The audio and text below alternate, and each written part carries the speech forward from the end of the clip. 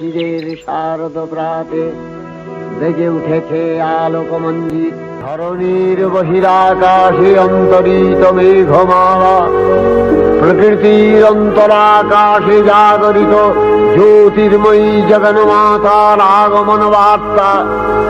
আনন্দময়ী মহামায়ার পদধ্বনি অসীম ছন্দে বেজে উঠে রূপলোক ও রসলোকে আনে নবভাব মাধুরীর সঞ্জীবন।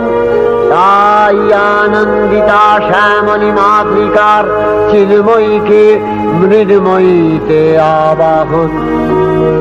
আজ চিৎশক্তি রূপিণী বিশ্বজননীর শারদশ্রী বিমণ্ডিতা প্রতিমা মন্দিরে মন্দিরে ধ্যান বোধিতা।